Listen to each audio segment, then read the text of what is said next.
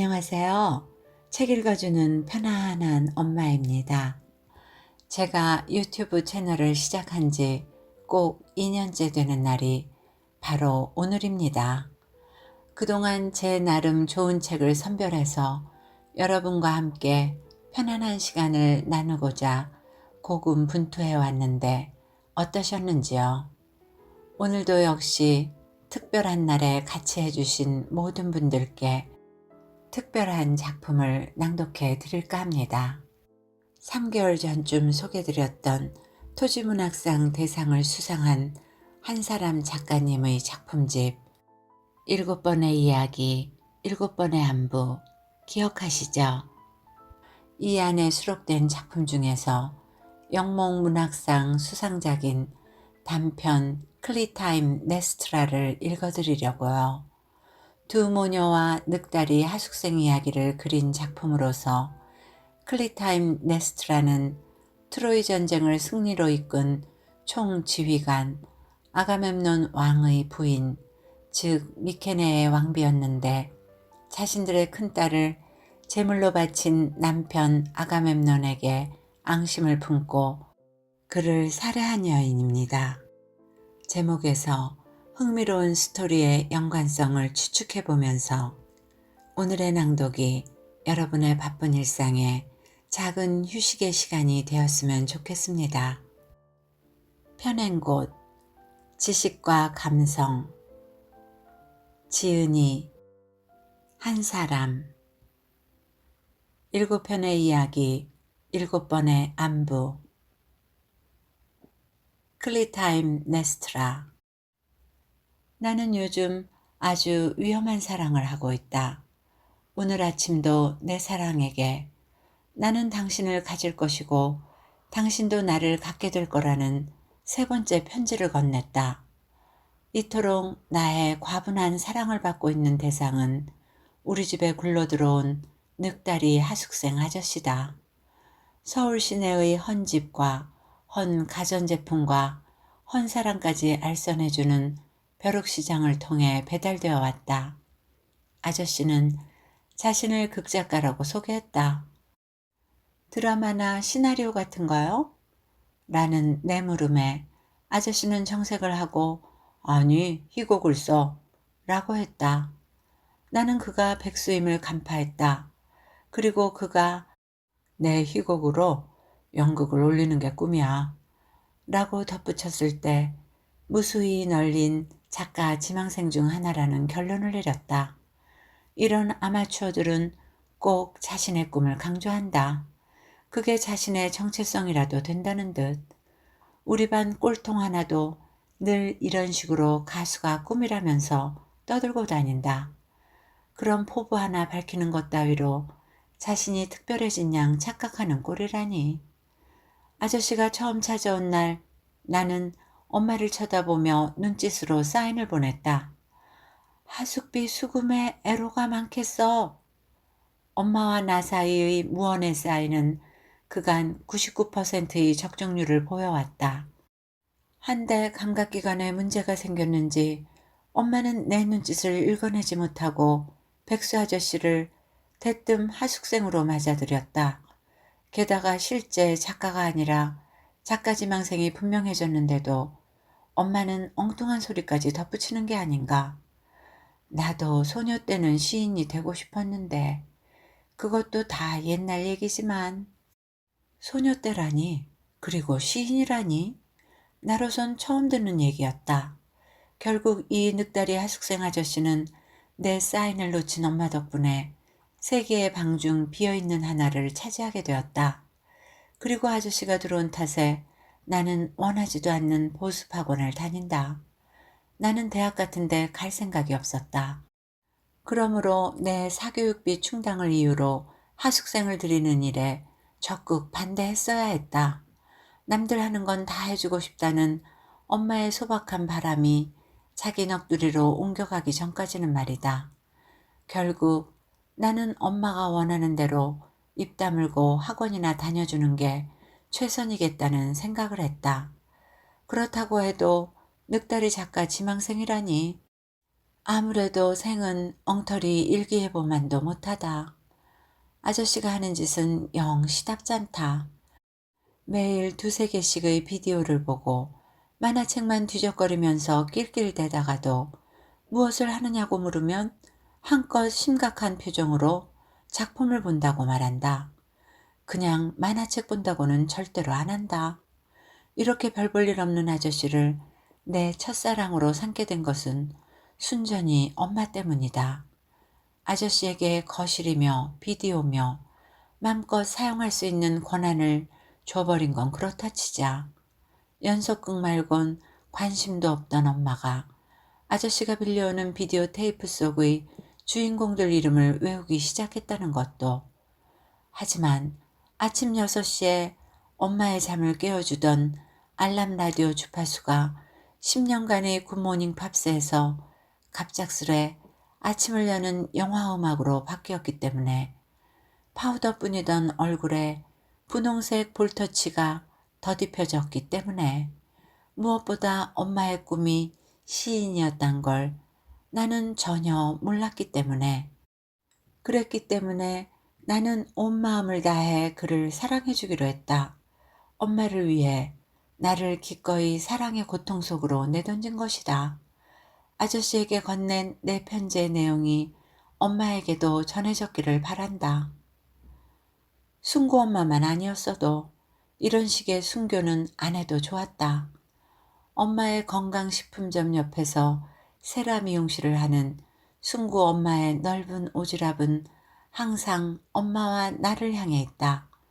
엄마보다 1살 많은 나이면서도 엄마를 꼬박꼬박 언니라고 부르는 아줌마의 넘치는 부침성이 나는 처음부터 맘에 들지 않았다. 엄마가 집과 인접한 시장통에 건강식품점을 냈을 때 유달리 텃세심한 동네라 여자 혼자는 힘들 거란 말을 해준 것도 순구 엄마다. 맞은편 과일가게 아저씨와 천원땡 가게 아줌마의 사이가 예사롭지 않다는 것을 알려준 것도, 나는 종종 순구 엄마를 순구 아줌마라고 불러 그녀의 기분을 언짢게 만들곤 했다. 순구 엄마의 호칭은 세라 엄마다. 순구 엄마가 세라 엄마가 된 건 아들 순구의 시대착오적인 이름을 은폐하기 위해서다.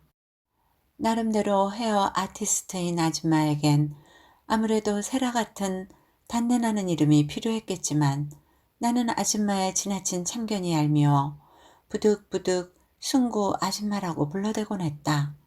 5개월 후면 고등학생이 되는 내게 남들 다 하듯 사교육 정도는 시켜야 한다는 지론을 펼쳐 엄마를 긴장시킨 아줌마다. 급기야 얌전한 하숙생 1명쯤 들여도 좋겠다는 쪽으로 엄마를 이끈 것도 아줌마의 넓은 오지랖과 엄마의 팔랑귀가 만든 어이없는 결과였다. 그러나 사실 아줌마를 기꺼이 세라 엄마로 불러줘야 할 때가 더 많기는 하다. 그린마트 사장의 노골적인 시선에 대놓고 핀잔을 주는 순구 엄마가 아니었다면 순에 빠진 엄마는 그저 어쩔 줄 몰라 하다가 나 같은 박복한 년은 으로 시작하는 심파를 그 밤 내내 유행가 가사처럼 읊었을 테니까. 그럴 때마다 순구 엄마는 아빠의 실종을 이유로 당장이라도 생사불명 이혼 소송을 해야 한다고 부추긴다. 이 부분에 대해선 뭐라 할 말이 없다. 아빠의 실종은 올해로 10년째다. 그러니 엄마의 반과부 신세도 10년째에 접어들었다는 것만 자명할 뿐이다. 엄마는 자신의 신세를 종종 한탄했지만 아빠를 탓하는 식은 아니었다. 자존심 있는 엄마다. 때문에 엄마가 아빠를 기다리고 있는 것인지 아니면 추억에 빠져 있는 것인지 나는 알지 못한다. 그래서 나 역시 아빠에 대해 묻지 않는다. 엄마가 아빠를 기다리고 있다면 그건 아무래도 비극일 것이고, 추억하고 있다 해도 역시 비극일 테니까 나는 어느 쪽도 엄마에게 유리하지 않다고 생각한다. 바다 건너 뉴욕에 있다는 스탠포드 호텔. 아빠가 사라지기 전 근무했던 장소다. 돈을 벌어 꼬박꼬박 엄마에게 송금하고 주에 한 번씩 전화하고 막 말을 배운 내 서툰 발음에 웃음을 보내던 그랬던 아빠가 갑자기 종적을 감춘 미궁의 호텔, 그 140개의 방을 돌며 시설물을 관리했다는 아빠를 상상할 때마다 텔레비전 드라마에 나오는 호텔 지배인의 모습이 떠오른다. 내가 아는 호텔 사람들이란 말끔한 양복을 차려입고 목에 나비 넥타이를 맨 지배인의 모습뿐이다. 너무 어렸을 때 헤어진 아빠를 기억할 수는 없지만 사진으로 각인된 아빠는 기계 설비사의 모습보다는 호텔 지배인에 더 어울렸다. 아빠도 넓은 잔디를 가진 미국도 너무 멋졌다. 아빠의 미국 영주권 취득이 목전에 있을 즈음 엄마는 IMF 때문에 어렵다는 친구들의 고민 앞에서 아빠의 성견지명을 다행스러워하곤 했다. 정확히 말하자면 엄마의 선견지명이랄 수 있었다. 마침 스탠포드 호텔 한국인 사장과의 멀다면 멀고 가깝다면 가까운 친분이 아빠의 미국행을 성사시켰다. 아빠가 미국으로 가기까지의 이야기는 엄마를 통해 숱하게 들었다. 그렇게도 바라던 미국 이민이라는 엄마의 오랜 꿈이 곧 현실로 다가오고 있었다.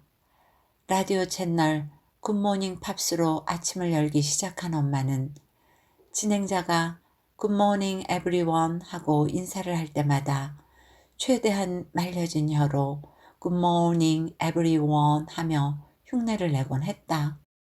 아빠의 송금이 조금씩 늦어지고 전화가 뜸해지고 있었지만 엄마의 기대는 여전했다. 나는 동네 꼬마들에게 미국으로 갈 거라며 자랑하고 다녔다.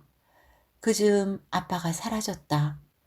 수소문할수록 아빠의 실종이 확실시되고 사고가 아닌 의도적인 사라짐이었다는 정황이 분명해질수록 엄마는 7살인 나를 여러 날씩 방치해두기 일쑤였다. 엄마 자신도 방치되어 있었다고 해야 맞겠다. 그러던 어느 날 밤 엄마는 락스를 가득 담은 대접을 앞에 두고 내게 말했다. 먹고 죽자. 나는 그때 락스를 먹으면 정말 죽는 건 줄 알았다. 엄마가 왜 하필 독약이나 수면제도 아닌 락스를 먹자고 했는지는 아직도 의문이다. 하지만 그날 밤 락스를 마시고 정말 죽을 뻔한 건 나였다. 아빠가 나를 버렸다는 사실이 얼마나 큰 슬픔인 건지 나는 몰랐으므로 사실 죽어야 할 이유는 없었다. 사진 속의 아빠와 전화선 저쪽의 아빠 목소리를 좋아했지만 실종과 배신을 연결시키지 못하고 있던 나였다. 다만 내 엄마가 너무 서글프게 울고 또 울어서 반대로 나는 그저 배가 고프기만 해서 엄마의 슬픔에 동참하고 싶다는 의리로 원샷을 해버렸을 뿐이다. 엄마는 나를 업고 새벽길을 달렸다. 들썩대는 엄마 등에 락스를 다 토해버리고 탈진한 채 엎혀가면서 미친년, 미친년 하는 엄마의 울음 섞인 말을 들었다. 나를 향한 것인지 엄마 자신을 향한 것인지 알 수 없었지만 적어도 박복한 년 같은 소리는 아니라서 다행이었다. 락스가 내 위장을 살균하는 동안 까맣게 탔다는 엄마의 심장도 표백되었을 거라고 나는 믿었다. 엄마는 순수하고 감상적인 사람이다. 솔직히 말하면 철딱서니가 없다. 당사자는 세상 물정 모른 채로 살면 그만이겠지만 지켜보는 나는 그 아슬아슬함 때문에 희생을 강요받는 기분으로 엄마의 인생에 적극 개입하게 된다. 늘 어디가 아프다며 엄마는 곧잘 엄살을 부린다. 올해만도 벌써 2번이나 간 검사와 갑상선 검사를 받고 소변 검사와 미네랄 검사를 받고도 간암이 아닐까 걱정하는 엄마를 다독여 주어야 했다.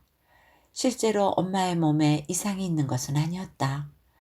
거듭된 노멀 판정이 그 증거다. 게다가 나는 하루에도 수십 번씩 걸레질을 하는 엄마를 볼 때마다 어쩔 줄 몰라 해야 하고 급기야 유한락스로 벽지까지 소독해댈 때는 손쉬운 세균 박멸 제품 어디 없나? 인터넷을 샅샅이 뒤지기까지 했다. 다단계 웹판원들의 상품을 걸핏하면 12개월 무이자 할부로 사들이는 통에 그 물건들을 매번 되돌려 보내야 하고 엄마에게 수작을 거는 세탁소 아저씨와 그린마트 사장을 열심히 흘겨보아야 한다. 아침에 일어나면 늘 방문을 열어 내 생존 여부를 확인하는 엄마에게 크게 가슴을 들썩이며 두어 번 숨쉬는 신용을 해주는 일은 락스 사건 후로 이제 일상이 되었다. 도대체가 세상에 대한 엄마의 순에 빠진 시선은 어디에서 근거한 건지 모르겠다. 우리 모녀가 함께 겪어온 녹록지 않은 경험들 속에서 냉소를 키운 건 오직 나뿐이었다. 그런데다 이제는 자기보다 7살이나 어린 하숙생 아저씨 앞에서 소녀 시절의 꿈까지 떠올리는 엄마라니. 엄마가 나만큼만 철이 들었어도 이런 걱정 따위 안 했을 거다. 엄마가 목숨 걸고 보는 불륜 드라마 속의 주인공들에게 배울 건 좀 배워야 하지 않은가. 가난한 데다 애까지 딸린 미혼모가 재벌집 총각 아들로부터 집이며 차며 생활비며 심지어 목숨까지도 곧잘 뺏어온다는 뭐 그런 류의 드라마처럼 말이다. 그 정도까진 못하더라도 하숙비조차 위태한 백수 작가 지망생은 아니어야 하지 않은가? 정말이지 눈이 낮아도 너무 낮다. 거기다 립스틱을 바르기 시작한 엄마 때문에 나는 이제 골치가 다 아프다. 어떻게든 엄마와 아저씨를 엮어보려는 순구 엄마의 웃기는 중매질까지 합세했으니 해도 너무한 상황이 아닐 수 없다. 분명 순구 엄마는 내 엄마와 하숙생 아저씨를 부추기고 있다. 아줌마의 4살 연하 남편은 그렇다 치자. 요즘 연상연하 커플이 대세라고도 해주자. 그렇지만 관연한 딸이 두 눈 시퍼렇게 뜨고 있는데 난데없이 웬 삼류 멜로란 말인가? 그러니 엄마와 순구 엄마의 잦은 대화는 위험하다. 그런 생각이 들자 나는 학교에서 엄마 가게까지 40분 남짓한 거리를 25분 만에 달려왔다. 발칵 문을 열자 예상대로 순구 엄마가 입을 놀리고 있다. 저 입은 쉴 줄을 모른다. 그런데 예상치 못했던 하숙생 아저씨도 있다. 아저씨도 나를 보더니 놀란다. 얼음 땡 놀이라도 하는 모양이다. 내가 땡을 해준 것도 아닌데 아저씨는 우리 소크라테시 왔니? 하고는 끼우던 전구를 다시 돌린다. 소크라테스는 아저씨가 지어준 내 별명이다. 소크라테스 같은 알 수 없는 소리만 하는 여자아이에겐 딱 어울리는 이름이란다. 소크라는 웃기지만 테시의 어감은 나쁘지 않다. 뭐 아무튼 역시 남자가 있으니까 다르긴 다르네. 우리 세라 아빠도 나보다 어린데 우리 작가 선생님처럼. 작가 선생님이 아니라 작가 지망생이라고. 세라 아빠가 아니라 순구 아빠라고. 정정해주고 싶은 것을 참느라 입이 근질거린다. 대신 엄마를 흘겨보지만 엄마는 비싼 홍삼 엑기스를 아저씨에게 건네며 내 시선을 피했다. 정말 웃기는 건 내가 일찌감치 공구 세트까지 사다 놓고 드릴로 못 박는 법하며 나사 조이는 법까지 알려줬건만 곧잘 하던 엄마가 저 하찮은 전구 하나를 제 손으로 못 끼워 남자를 필요로 했다는 사실이다. 아저씨가 자발적으로 전구를 끼워주었든 요청에 의한 것이었든 전구 따위는 엄마도 끼울 줄 안다. 나는 아저씨를 향해 큰 소리로 묻는다. 내 편지 읽었어요? 그래. 전구를 끼우던 아저씨의 손이 헛돈다. 어땠어요? 그래. 대체 뭐가 그래라는 말이지? 내가 입을 때려 하자 순구 엄마가 내 볼을 꼬집으며 학원 잘 다니지? 엉뚱한 질문을 한다. 승구는 미술학원 잘 다녀요? 승구 아줌마? 승구 엄마는 나를 곧 잡아먹을 것 같다. 엄마는 내게 무슨 편지냐고 묻지 않는다. 내용을 알고 있음이 분명하다. 엄마의 얼굴에 핀 분홍빛이 자연산인지 볼터치인지 가늠해 보려 했지만 쉽지 않았다. 지금 내 기분을 질투라고 한다면 엄마에 대한 질투여야 하는지 아저씨에 대한 질투여야 하는지 나도 헷갈린다. 물론 아저씨를 적으로 삼을 수도 있었다. 하지만 그건 머리 나쁜 아이의 발상이다. 자칫 어린애의 투정으로 여겨질 수도 있기 때문이다. 그러므로 역시 내가 할 수 있는 일은 하나다. 일테면 여자로서 엄마와 겨루는 일. 홍삼의 기스를 벌컥벌컥 들이켜는 아저씨의 젖힌 목 위로 굵은 목젖이 보인다. 세상엔 낯선 것들이 도처에 있다. 엄마의 시선도 나와 같은 곳에 있다고 여겨지는 건 나만의 착각일까? 앞으로 이런 일은 저를 시키세요. 아까처럼 무리하지 마시고. 언니, 집에 남자가 있으니 얼마나 좋우. 하숙생이 아니라 가족이지 뭐야, 가족. 안 그래? 가족? 누가? 우리가? 언제부터 벼룩시장이 가족까지 배달해줬지? 가족으로 받아주시면 저야 좋죠. 아름다운 누님의 똘똘한 조카까지. 제가 복이 많네요. 도대체 천수 개념이 있는 사람인가? 내가 왜 조카인가? 나는 당신의 애인이다. 그게 당신의 복이다. 대학로에서 연극을 올린다며 티켓 2장을 엄마에게 건넨 나의 복 터진 애인은 두툼한 가방을 어깨에 걸치고 극단이 있다는 대학로로 향했다. 순구 엄마는 낭만적인 젊은이라며 호들갑을 떤다. 맞은편 과일가게 아저씨와 천원땡 가게 아줌마가 결국 각자의 가정을 팽개치고 함께 도망갔더라는 시답지 않은 소문을 전해줄 때만큼이나 들떠있다. 역시 대단한 오지랖이다. 나는 엄마의 가슴을 본다. 풍성한 가슴, 괜한 질투심이 인다. 나 가슴이 커졌어. 브래지어가 작아. 나도 모르게 튀어나온 말이다. 그대로인데 눈치 없는 아줌마의 참견에 화가 치민다. 나 좋아하는 사람 생겼어. 첫사랑이야. 내뱉곤 가방을 낚아채듯 들고 뒤도 안 돌아보고 나와버린다. 나는 정말이지 엄마가 근처 문화센터에서 도예나 꽃꽂이나 요가를 배우면서 우아하게 살아주기를 바란다. 아니면 교회에 나가 봉사라도 했으면 한다. 그게 내가 바라는 여유 있고 삶을 즐길 줄 아는 엄마의 모습이다. 한데 엄마는 하숙생 아저씨와 맥주를 마시며 저녁 시간을 흡족해 한다. 아저씨의 담배를 뜬금없이 받아 피워보곤 기침을 해대고 등을 두드려주는 어린 남자의 너털 웃음에 수줍어한다. 엄마는 도대체가 응용도 못하는 불륜 연속극이나 보며 눈물을 훔치고 순구 엄마가 건네주는 음란 비디오 테이프나 보고 그러고도 엄마 자격이 있단 말인가? 포르노 테이프? 내가 모를 거라 생각하면 오산이다.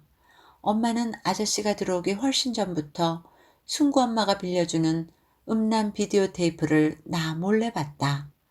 안방 문갑 깊숙한 데서 우연히 발견한 비디오 테이프를 화면으로 봤을 때 그야말로 동물적이랄 수밖에 없는 섹스 행위에 눈이 튀어나올 뻔했다. 인터넷 음란 사이트에서 본 그 어떤 야한 동영상보다도 훨씬 수위가 높은 포르노란 사실에 경악했다. 열심히 사이트를 뒤져봐도 구할 수 없던 생생하고도 생생한 포르노였다. 오래 찾아 헤맨 것을 겨우 발견한 자의 전율까지 부인하지는 않겠다. 하지만 뒤이어온 것은 언짢음이었다. 왜 하필 엄마와 나의 고요하고 평화로운 공간 속으로 이런 이물질이 침입해야 하는지. 그러니까 내가 엄마 몰래 음란 동영상을 보더라도 그건 비밀리에 이루어진 것이라 고요를 해칠 만한 것은 아니었단 얘기다. 아니다. 이건 솔직하지 못하다. 그보다는 내 엄마가 성적인 해소를 필요로 한다는 사실이 당혹스럽다.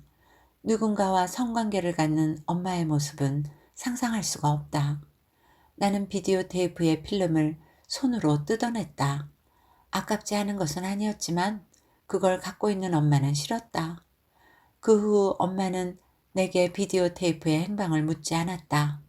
며칠 뒤 순구 엄마가 내 볼을 힘주어 꼬집은 순간 나는 아줌마의 의도를 알아챘다. 방탕한 아줌마 같으니. 퉁퉁 부은 마음으로 집에 돌아온 나는 엄마의 화장대 앞에 신경질을 부리며 앉았다. 립스틱과 파우더 옆에는 레티놀 2500이라고 쓰여진 화장품이 있다. 주름 개선용이란 글씨가 눈에 띈다. 링클 제품이라고 쓰여진 콜라겐 크림엔 줄어드는 콜라겐을 보충해 주어 주름을 개선한다고 쓰여 있다. 주름을 개선해주는 화장품이 필요한 나이. 그게 올해 40살이 된 내 엄마다. 설사 나보다 가슴이 조금 더 크다고 해도 내 피부 속의 콜라겐은 아직도 차오르는 중이다. 레티놀 따위를 구석구석 바르지 않아도 되는 나이다. 한마디로 나는 아직 미끈하다. 미끈하다라는 표현만큼 내 나이의 몸을 가장 잘 표현해주는 단어가 또 있을까? 노땅들이 한번 어떻게 해보고 싶어 안달인 원조교제의 대상이고 로리타 신드롬의 주인공이다. 나는 경쟁력이 있고 엄마는 경쟁력이 없다. 그동안 나는 이렇게 미끈한 상태로 젊음을 누리다 29엔 미련 없이 삶을 버릴 작정이었다. 솔직히 지금도 나는 너무 일찍 세상을 알아버린 포만감 때문에 남은 생이 좀 지루하다. 그런데 19도 29도 아닌 40이라니. 그건 엄마이기 때문에 가능한 삶이라고 생각한다. 그러니까 엄마의 29은 엄마의 여성이 살만해서 기꺼이 살았던 생이고 40엔 엄마로서니까 사라지고 있다는 얘기다. 어머니는 여자보다 강하다고 40살의 여자에게 이보다 위로가 되는 구호는 없을 거다. 미끈하지 않은 여자로 어떻게 40을 살 수 있겠는가? 레티놀 따위에 의존하며 살기엔 자신을 대면해야 하는 남은 날이 너무 많다. 반면 엄마와 달리 나는 온전히 젊다. 그러므로 옆방 하숙생 아저씨를 갖는 것쯤은 어려운 일이 아니다. 얼마 전 짧은 핫팬츠에 배꼽 나시티를 입고 아저씨 앞에서 엉덩이를 내민 채 리모컨을 집었을 때다. 점점 불룩해지는 아저씨의 우스운 윤기를 보며 속으로 쾌재를 부른 나였지 않나. 이미 효과가 입증되었으므로 앞으로의 상황도 충분히 긍정적이다. 그날 저녁 엄마는 웬 책 한 권을 사가지고 왔다. 여자 나이 40이라는 제목이었다. 이제야 나이를 자각하려는지 나로선 반가운 일이다. 엄마는 독서를 할 필요가 있다. 엄마의 샤워하는 소리를 거실에서 들으며 책을 건성건성 훑어보았다. 40의 정체성이 어쩌고 자아가 어쩌고 하는 시시껄렁하고 빤한 문구들. 남들도 다 아는 얘기를 기발한 것인양 해대는 저자들은 정말이지 뻔뻔하다. 마침 욕실 문이 열리고 동시에 현관문이 열렸다. 샤워 후 수건으로 중요 부위만 가리고 나온 엄마와 그런 엄마를 얼빠진 듯 쳐다보며 굳어있는 아저씨. 그 사이에서 나야말로 무슨 짓인 듯 해댈 것만 같았다. 서둘러 다시 욕실로 들어간 엄마와 서둘러 문을 닫고 다시 밖으로 나간 아저씨 사이에서 나는 멈췄던 숨을 몰아쉬며 분통을 터뜨렸다.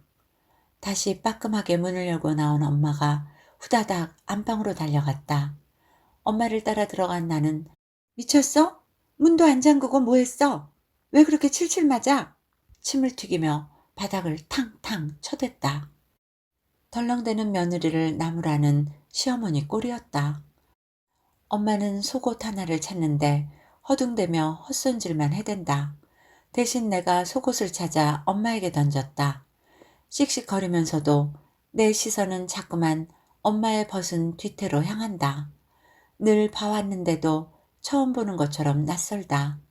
새하얀 살결과 40살 여자의 완숙한 뒤태.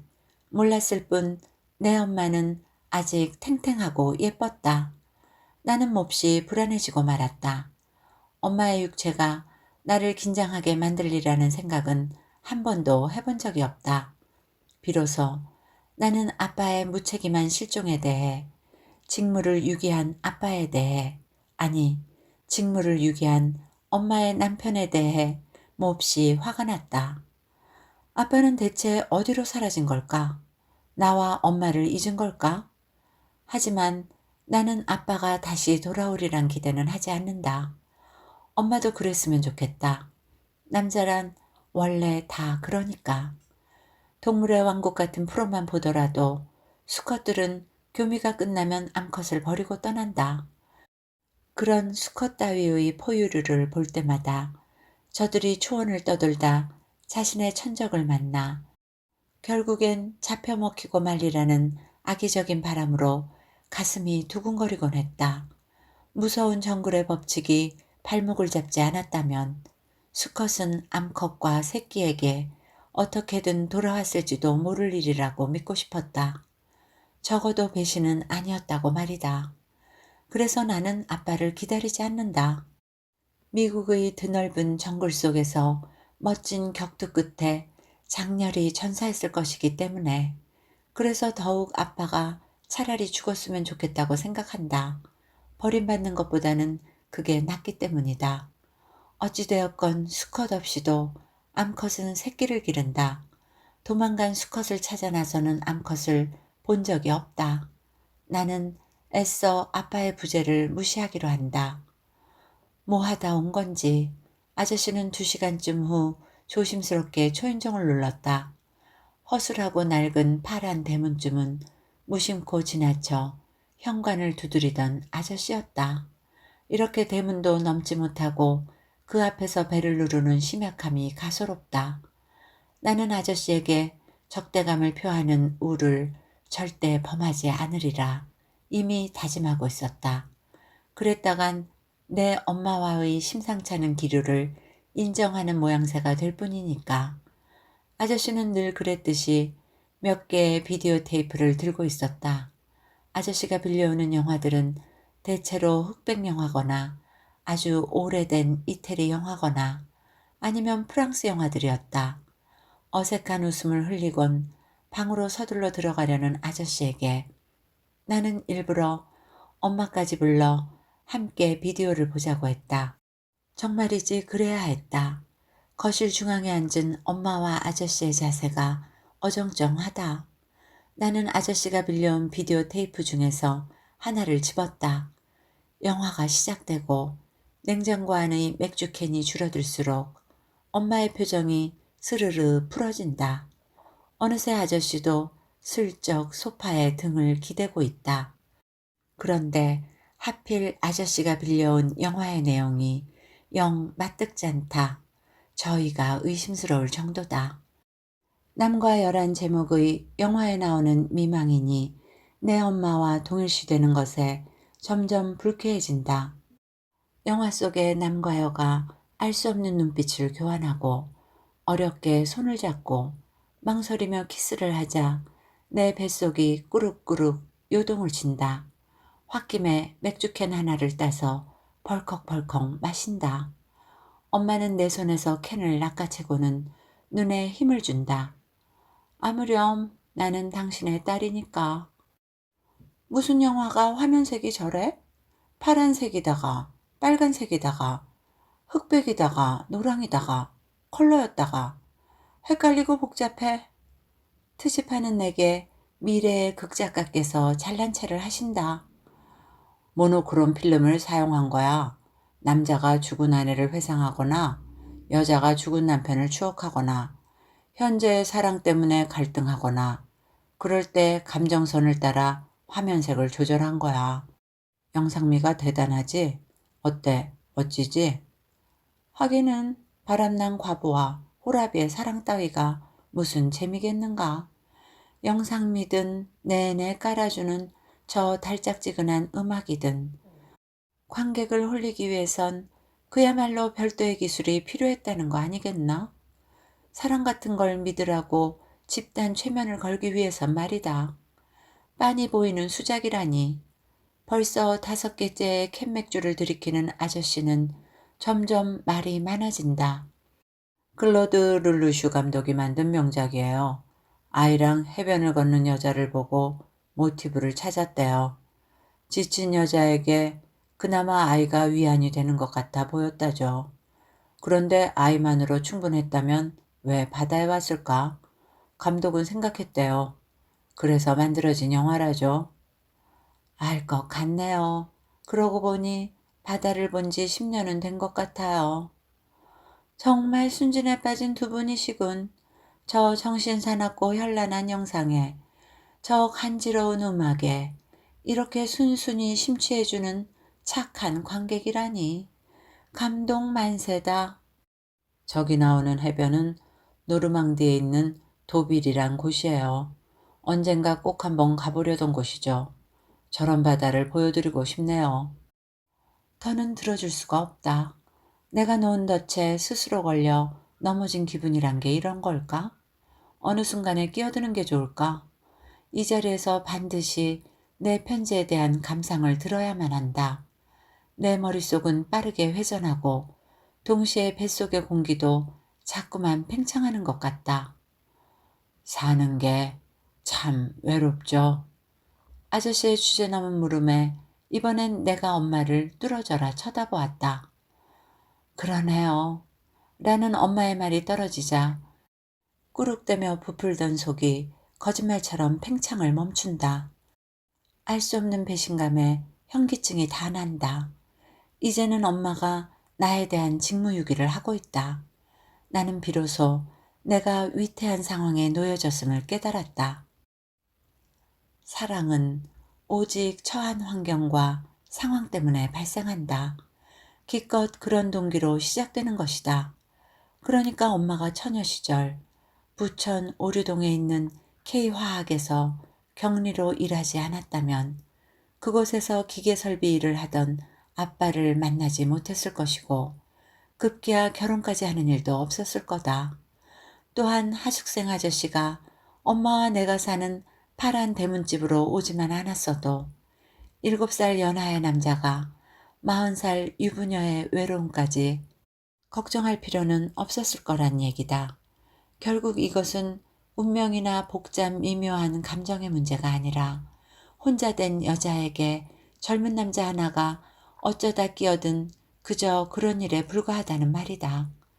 나 역시 불청객인 그를 원래 있던 곳으로 되돌려 보내기 위해 어쩌다 위험한 사랑까지 하고 있듯이 엄마와 아저씨가 서로를 사랑하냐고? 물론 그건 말도 안 되는 추측이다. 상황에 따른 사소한 대응들이 누적되고 있을 뿐이다. 그렇지만 누적되어 어쩔 수 없어지면 그땐 정말 낭패다. 나는 더 미룰 수가 없었다. 새벽 3시 뒤척대다 잠들기를 포기해버렸다. 거실로 나오자 살짝 벌어진 커튼 사이로 흘러들어온 달빛이 내 방문만을 겨우 비추고 있었다. 어둠 속에 잠긴 엄마의 방문과 아저씨의 방문은 짙은 회색이다. 나는 엄마의 방문을 살짝 열었다. 잠든 엄마를 지나 문갑 위의 오디오 앞에 섰다. 주파수는 얼마 전에 바뀐 표준 FM, 예약 시간은 언제나처럼 아침 6시에 맞춰져 있다. 10년째 굿모닝 팝스로 아침을 시작하면서도 여전히 굿모닝 에브리원 밖에 할 줄 모르는 엄마지만 익숙한 그 소리가 나는 좋았다. 그러나 10년간 고정되어 온 주파수가 아빠에 대한 기다림 때문이었다면 엄마는 어리석다. 그 어리석음이 역설적으로 다른 만남과 기대를 가능하게 한 것은 아닐까? 엄마는 배신에 관한 한 선천성 면역 결핍증이다. 아빠의 실종만큼 강력한 백신 주사를 맞고도 다시 사랑을 꿈꾸는 심각한 면역 결핍증 환자. 기껏 표준 FM의 영화음악으로 주파수를 바꾸었대도 그들이 내보내는 파장은 하나일 뿐임을 왜 엄마는 눈치채지 못하는 것일까?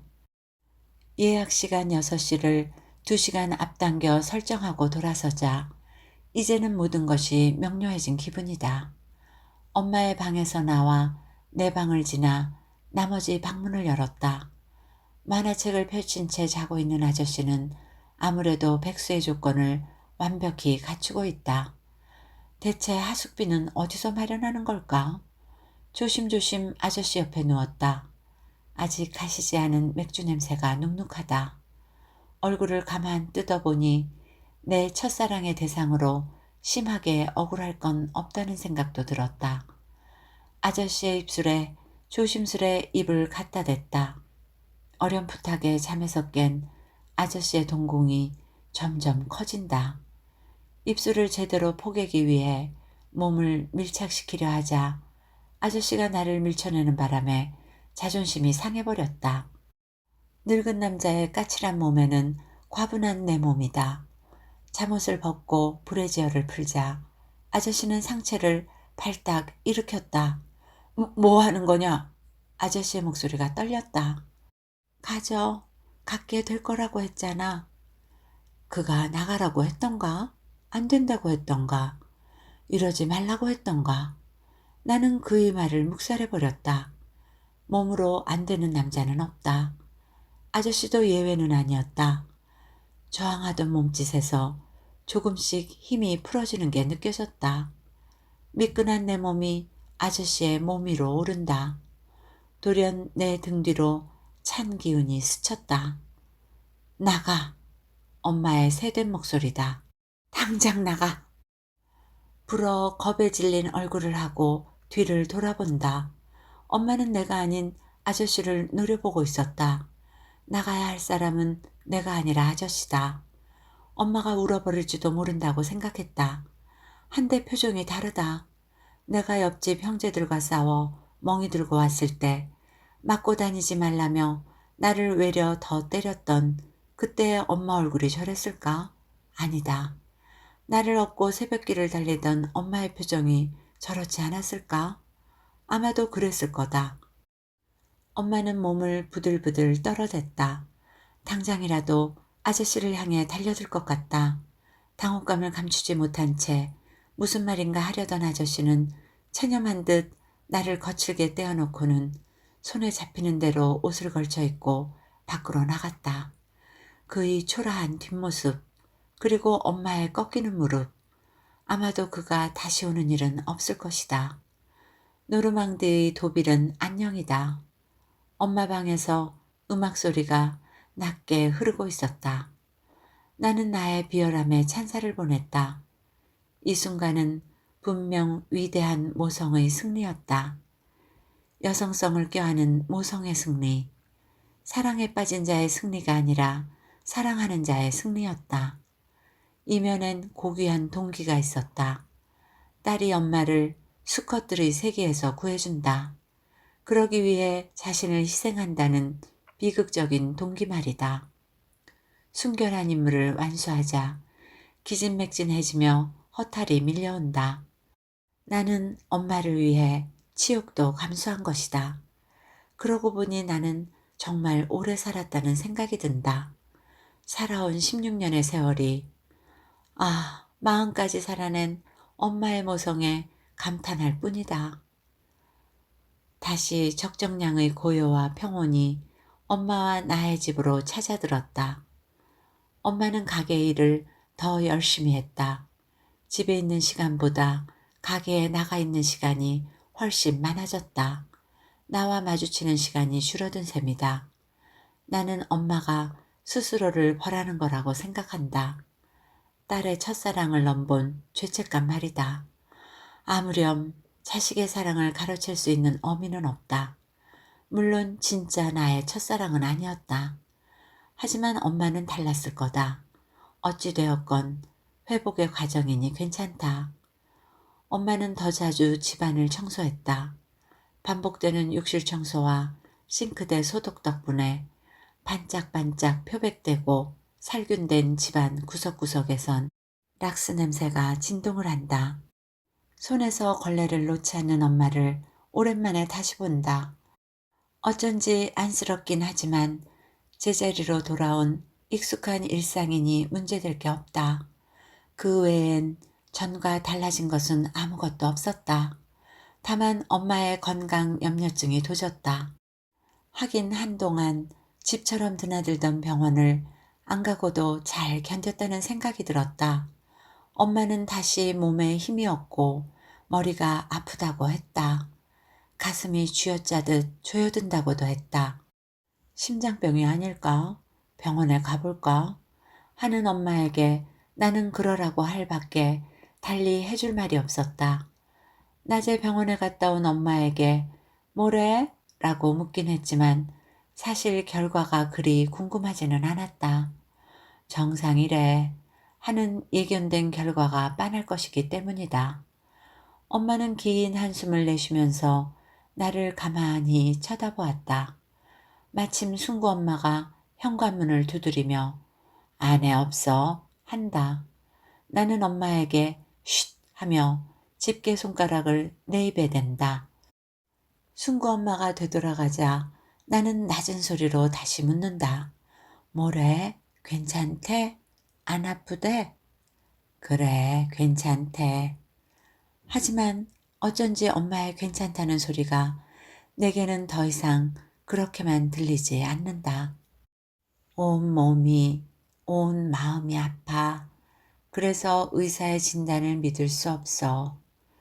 정작 하고픈 말은 이게 아닐까? 엄마는 문 밖이 잠잠해지자 일어나 욕실로 들어갔다. 샤워기에서 쏟아지는 물소리를 들으며 나는 거실 바닥에 놓인 엄마의 처방전을 뒤적거렸다.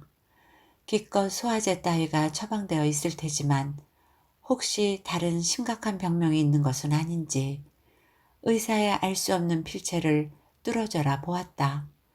해독 불가능이다. 거실로 나온 엄마는 늘 그렇듯 수건 하나로 몸을 허술하게 가린 채였다. 풍만한 몸매. 엄마의 몸은 여전히 나를 긴장시킨다.